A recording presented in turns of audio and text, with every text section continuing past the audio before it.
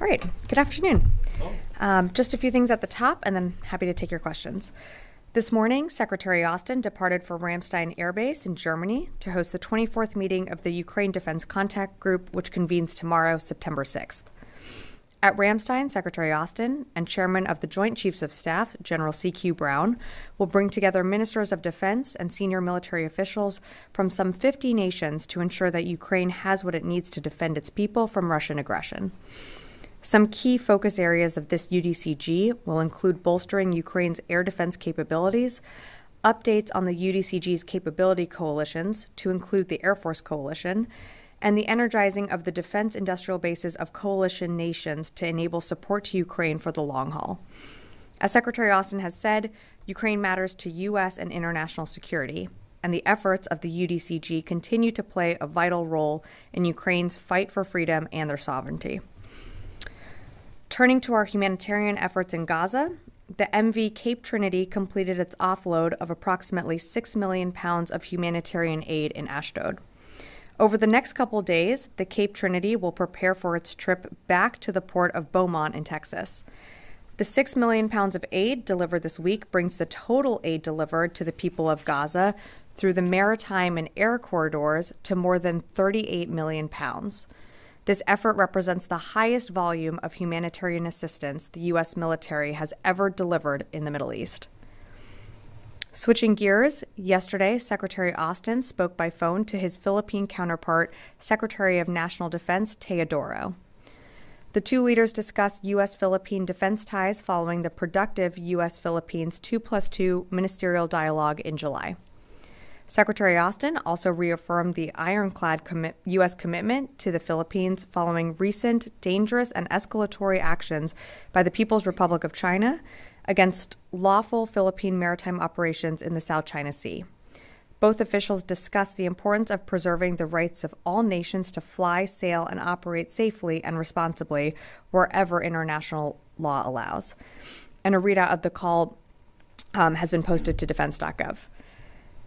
And finally, I'd like to take a moment to acknowledge the recent and untimely passing of Tom Scutieri, a former member of the Pentagon Press Corps family and a dedicated journalist. Press colleagues will remember him for his birthday wishes, breakfast and lunchtime morsels, and press briefing bingo. On behalf of the Department of Defense and OSD Public Affairs, I'd like to extend our deepest condolences to his family and his two children, his friends, his press colleagues, and his loved ones. And with that, I'd be happy to take your questions.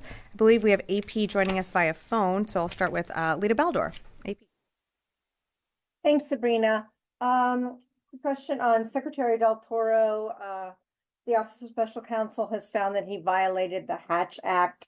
Does the Secretary or do you all have a comment on that, particularly since the Secretary has often talked about U.S. About how troops should not get involved in politics? And then secondly, do you have an update on the sailor that's been detained in Venezuela? Thank you. Sure. Thanks, Lita. I'll take your first questions first. So in terms of the Office of Special Counsel report that you just referenced, we just were made aware of the report, so it's currently being reviewed. But what I can say on this issue, or broadly speaking, is earlier this year, Deputy Secretary Hicks signed out a memo that was sent to senior leadership in the department, and it stressed the importance of complying with federal law and DoD policy that addresses participation when it comes to the political process by DoD military and civilian personnel. And in the memo, it talks about the right and the right to exercise our right to vote and participate in government, but it also highlights that as public servants, we uphold DoD's longstanding tradition of remaining apolitical as we carry out our responsibilities.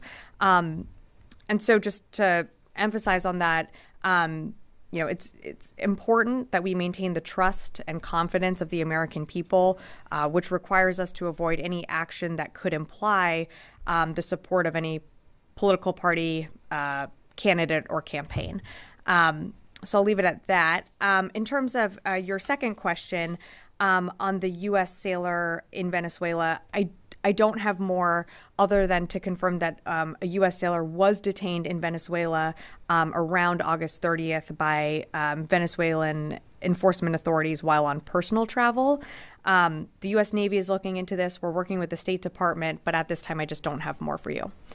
All right, I'll come back in the room here. Idris. Do you have an update on how many forces are currently in the Middle East? I know there's 40,000 or so. Yeah. And just following on to that, how long do you think you can keep the additional squadron that was sent there sort of in an efficient and sustainable manner? Is that something you just plan on having there for the foreseeable future, or is there an end date sort of thing? So in terms of the actual numbers, I don't have more to provide than the 40,000 that I think we had provided maybe a week or two ago. In terms of any force posture movements, I don't have anything to announce at this time. But as you know, and as General Ryder, I think, briefed a few weeks ago, the TR was extended. Eventually, as we do with all carriers or rotations, there will be, she will eventually leave the AOR. But nothing to announce at this time. There's still 2 carriers that remain in the Central Command area of responsibility. And of course, we have the ARGMU in the Eastern Med, along with a company of destroyers as well. And just switching topics, Sure. The ship that's on fire that was attacked by the Houthis, is there any plan for the U.S. military to help salvage it, given that I know you've talked about sort of the potential environmental disaster if the oil that it's carrying starts leaking? So my understanding is that you're referring to the MV So Union that's still on fire. So for an update, she still sits completely immobilized within the Red Sea, still posing an environmental, potentially catastrophic environmental disaster and a navigational hazard. She still remains on fire. My understanding is that the company of the So Union has contracted tugboats to go out there and to conduct, fire operations and to try and salvage the vessel itself. Those efforts have not been successful, mainly because of the security environment. The Houthis continue to fire, missiles, drones towards shipping in the Red Sea, and they have threatened tugboats that went out for salvage opportunities. They have threatened them, so they did have to turn away. So right now, the ship still remains on fire. There have been no recovery successful attempts yet. The U.S. Navy is standing by to assist, but right now I'm told that this is being done through private means. Janie. Thank you, Sabrina. 2 questions Sure. on Ukraine and South Korea. Okay. Ukraine President Zelensky said that if the United States authorized the use of long-range missiles, Ukraine could easily defeat Russia. So why is the United States reluctant to allow Ukraine to use long-range weapons? So thanks, Janie, for the question. Our intelligence assesses that 90% of Russian aircraft launching the glide bombs and the firing missiles against Ukraine are at airfields that are 300 kilometers away from Ukrainian-controlled territory. So these airfields now puts that out of ATACMS range. So ATACMS would not be able to reach these airfields. So therefore, the challenges posed by these glide bombs, would still remain. And even if Ukraine, were to use ATACMS against the very small percentage of the airfields that remain in range, we've seen the Russian military move those airfields back. So again, the impact would be very little and of very little strategic value. And you had another question? Yeah, thank you.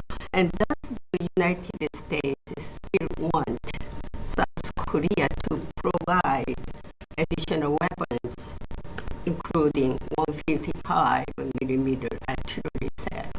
I think we've been very clear with all partners and allies all around the world willing and able to provide military assistance to Ukraine, including 155 millimeter rounds that we know they desperately need to help Ukraine in their fight. I won't speak for other nations and what they're providing, but as I mentioned at the top, there is a UDCG tomorrow. Air defense is one of the many topics that is going to come up at that UDCG. We know a priority for Ukraine is those 155 millimeter rounds, so whatever other nations can provide would certainly be welcome to Ukraine. I'm going to go to the phones and then come back in the room. Jeff Shogel, Task and Purpose. Thank you. There's been a lot of information recently about Russian influence operations. I was just checking, has Kevin Costner been in the Pentagon recently? You know, Jeff, not to my knowledge. Next question goes to Carla Babb, VOA. Hey, thanks for doing this. That's a great question to follow. I want to go back to Ukraine. At the current pace that the U.S. is providing Ukraine aid under the PDA, it looks like about $6 billion in authority is going to expire unused at the end of this month, FY 2024. Could you give us some more clarity about what's going to happen to that money after September? And is there any intention to extend that authority or to ask Congress to extend that authority so that Ukraine can continue receiving PDA packages? Thanks, Carla, for the question. So as you know, we worked very hard with Congress to secure that supplemental and to allocate that money for Ukraine for these PDA packages, USAIs. I don't have anything to preview on, what that means for the rest of the amounts that are left. What I can tell you is you've seen us do this almost on a weekly basis. We continue to roll out and announce presidential drawdown packages that vary in size, but we continue to do that on a consistent basis.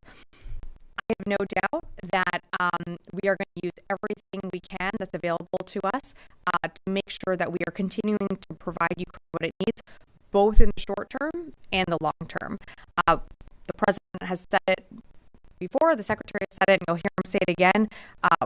We're in this fight with Ukraine for the long haul. We are standing with them for what they need on the battlefield, both in the long and short term. So you're going to see us make use of those funds any way possible. I'll take one more from the phone, and then I'm happy to come back in the room. Heather, USI. Thanks so much. With the Houthis in the Red Sea,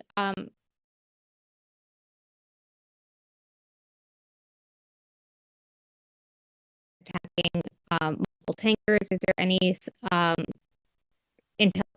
that you can say about what might have been causing this most?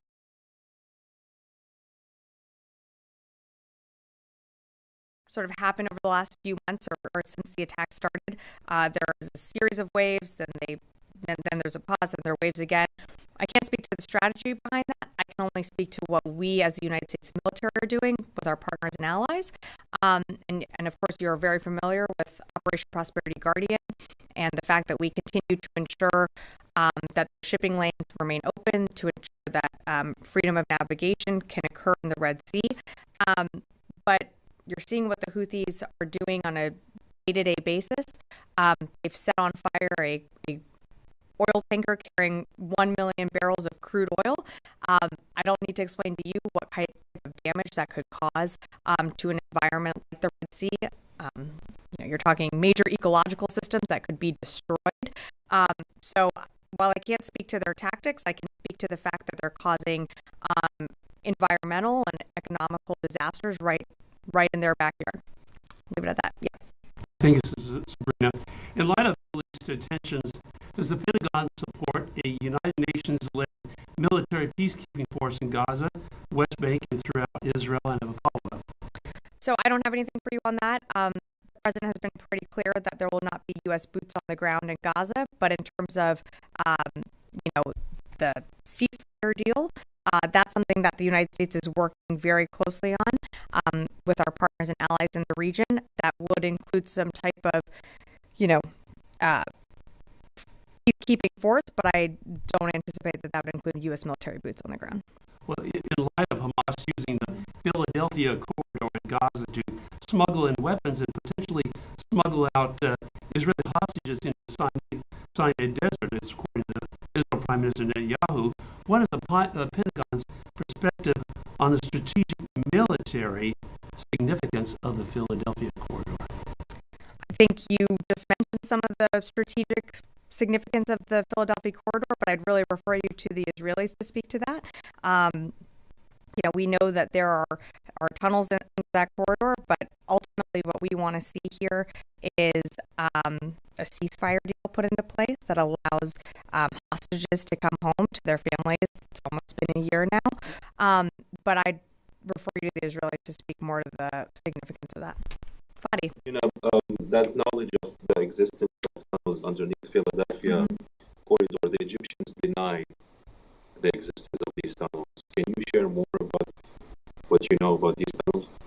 I don't have more to provide other than what is. I mean, I'm not going to be able to do it, unfortunately, an intel assessment from here.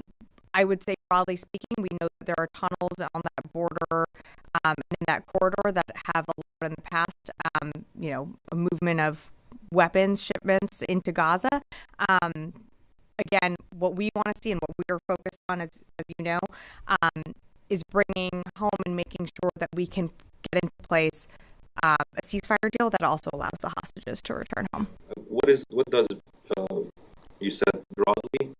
Is this based on recent intelligence or Israeli, sharing information? Yeah. I wish I could get into more specifics. I just won't be able to get into that from here, but I'm just going to have to leave it at that. I'm asking about the type of intelligence. Yeah. But when you make such a claim that there are tunnels underneath the Philadelphia corridor, while Egypt is denying that, I think some explanation is warranted here. Appreciate the question, Fadi, but I'm just not going to have more. I'd have to refer you to the Egyptians and the Israelis to speak more to that. What I can tell you is what we've seen in the past, but I'm just not going to be able to get into any more details from here. When was the last time you... Yeah, I'm just, unfortunately, Fadi, I know this is not going to be a satisfactory answer for you. I'm just not going to be able to provide more specifics. Yeah, Matt. Thanks, Sabrina. Going back to...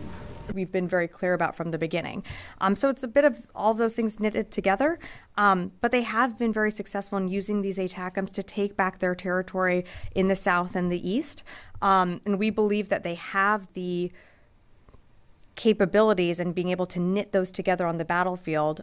They do have a really significant challenge in the east. And being able to direct some of the firepower that they have that direction is what we continue to work with them on. Will the idea of loosening restrictions possibly come up in tomorrow's contact group talks? I can't predict the future. I'm sure, there's been a lot of conversations about that, but right now there's no change to U.S. policy. Thank you. Yeah, Noah. I'm sorry if I missed this, but the posture changes from Russia to move its assets for glide. All I can tell you is that we know that there have been airfields positioned outside of the ATACMS range. And then secondarily, on the delivery of the last 6 million pounds of aid, does that then mean that the remaining JLOTS personnel who were there in the region will now be heading directly home, or are they still waiting on other parts of the mission?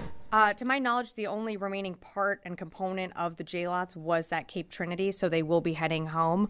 I'm not tracking that there are any other remaining parts or pieces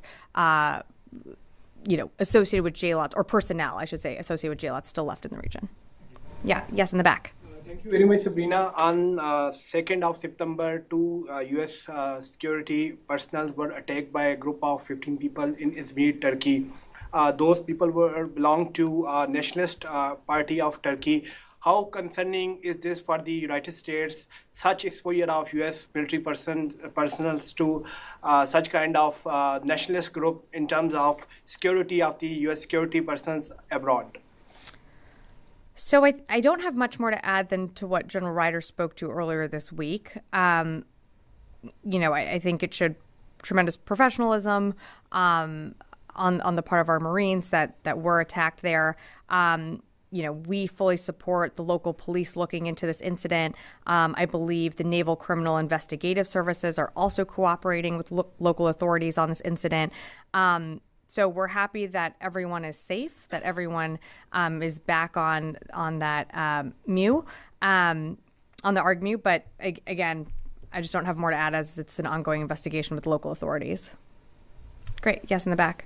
A quick question on first Armenian-American military drills that were held recently in Armenia, Eagle Partner 2024. I was wondering if you have any comments on these drills and in a more broader context about the current stage of military cooperation with the country of Armenia or the perspectives? I'm sorry, I'm not aware of the drill, so I don't have anything to offer on this one. Constantine. I would refer you to the COCOM. I just don't have anything more to add. Constantine. Thanks, Sabrina. Going back to the sailor in Venezuela, so the last time a U.S. service member was sort of detained or connected with Venezuela was Jordan Goudreau, who was a special forces operator looking to basically lead a small coup. Are there any concerns that this sailor being detained as part of something more significant, deeper? I'm not going to speculate, but I don't think so. That being said, I have very little details as this sailor was on personal travel to Venezuela. This wasn't something that was authorized. And as you know, the State Department recommends against traveling there. So, the U.S. Navy working closely with the State Department, I have very little details on this incident. Of course, we'd like to see the sailor returned home, but again, I'd refer you to the State Department for any further questions, and of course, don't want to go down the rabbit hole of speculating. Yeah. Yes, we'll go in this row. Yeah, I have a question about if you can talk a little bit more about the presence of the U.S. militaries off the coast of Israel. The two ships and if the submarine is still there. And if you can talk a little bit more about the presence of the military and if there is some sort of coordination with some European forces to support the U.S. in case of escalation. And then I have a second question about Ukraine. Okay. So nothing has changed in our force posture in the Eastern Mediterranean. The USS Georgia is still in the EUCOM area of responsibility. We still have our destroyers. We still have the ARG-MU that's there. It's, I would say, still sending a very strong message of deterrence in the region.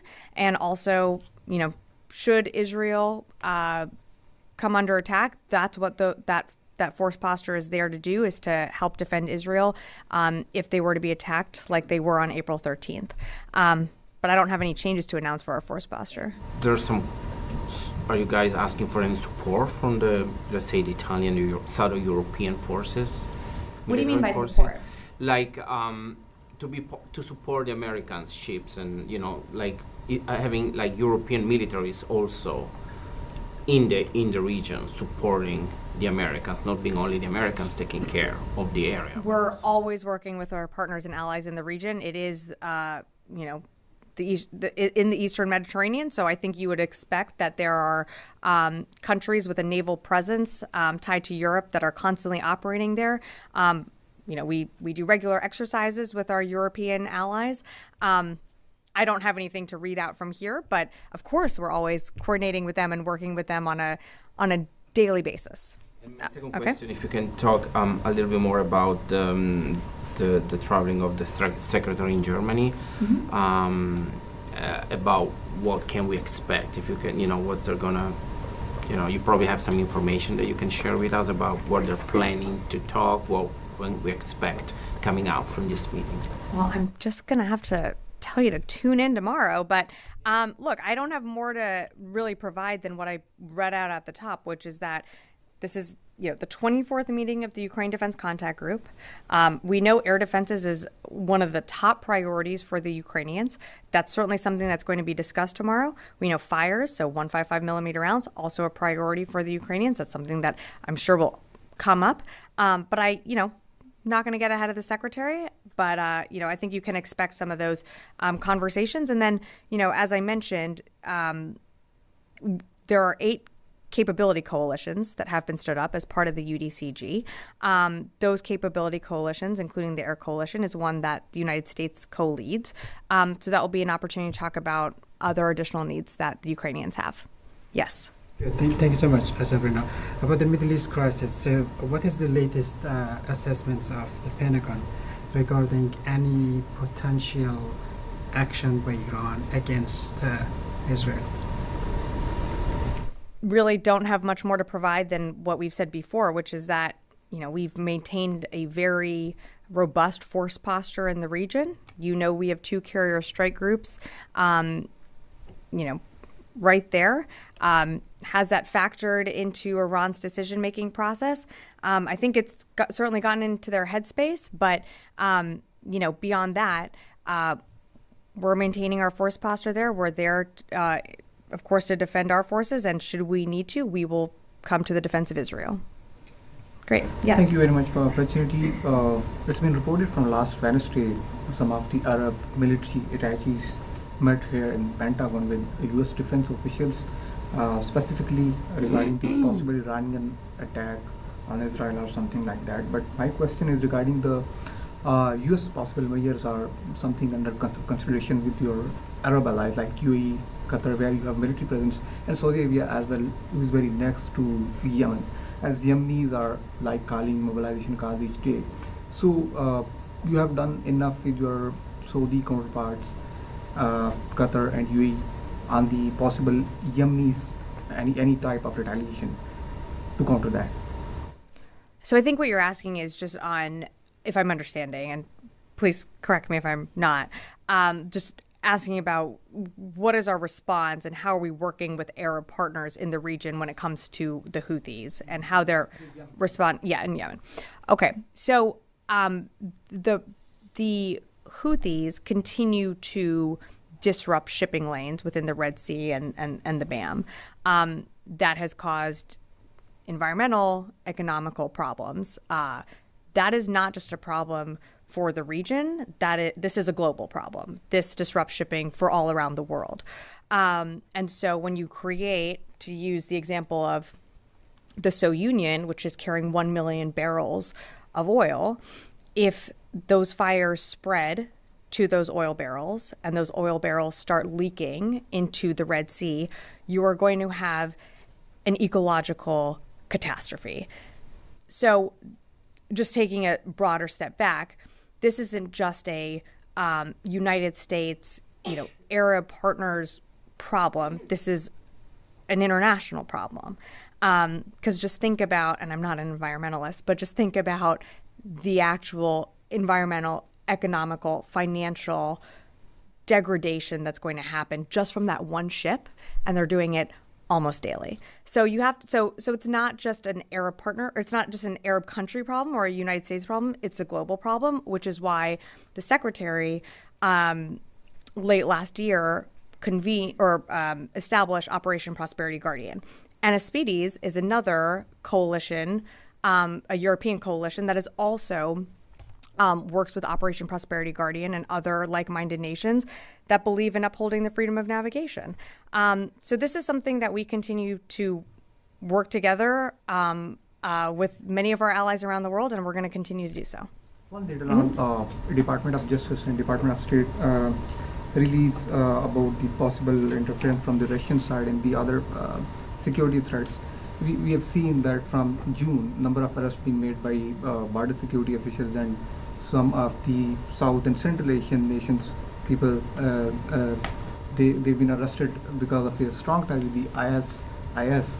So the question is regarding the election in the US. Do you guys have some requests from Department of Homeland Security for the coordination specifically to counter these threats?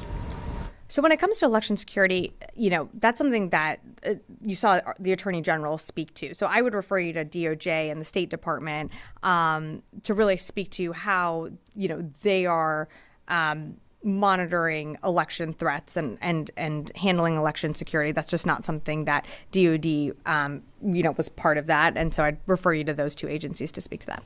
Jared. Sabrina, I just wanted to check if there's any update on the any clarification on this apparent strike by the Houthis on this Saudi-owned tanker, the Amjad. I know there was some conflicting information about whether or not it was hit or targeted. I'm still tracking that the Amjad was hit, but I believe she was able to continue underway. But for more, I'd refer you to the actual company. Yes, over here and then in the back. Yeah, go ahead. Yeah. Thank you very much. About Syria. According to the local news reports, on Monday, the PYD-YPG, or in your words, SDF, released 50 ISIS members from prison. So the United States always says that it is partnering YPG, SDF to counter ISIS. But in that case, the SDF-YPG released ISIS prisoners from prison. So that's a big contradiction. So what is the reaction by Department of Defense on this matter?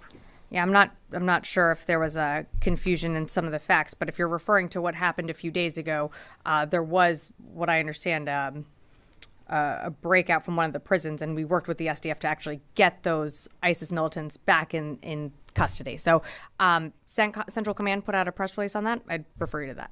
Yes, in the back, and then last question. Did you not have a question? Never. I thought you did. I'm sorry. If you did not, then never. Okay. So thanks, Sabrina. Yeah. This 6 million pounds of humanitarian aid that Trinity transported to the port of Ashdod, were there originally planned to be transported through the JLAT project? If I'm remembering correctly, this was some of the aid that when the JLOT's mission had concluded, this was some of the original or remaining aid that was still in Cyprus that was loaded onto the Cape Trinity and was waiting to be downloaded in Ashdod at the appropriate time that they were able to do it. So this was not aid that I was tracking that was supposed to go over JLOTs. This was already being moved to go through the Ashdod corridor. So since they are coming from Cyprus, I assume that they already went through the security check. That's right. Will they need another additional security check in Israel, or they will be transferred faster than the rest of the aid? So we've been transferring aid through Ashdod for a bit of time, you might remember. So there's once it is checked at Cyprus, it can move through Ashdod pretty quickly. All right. Thanks, everyone.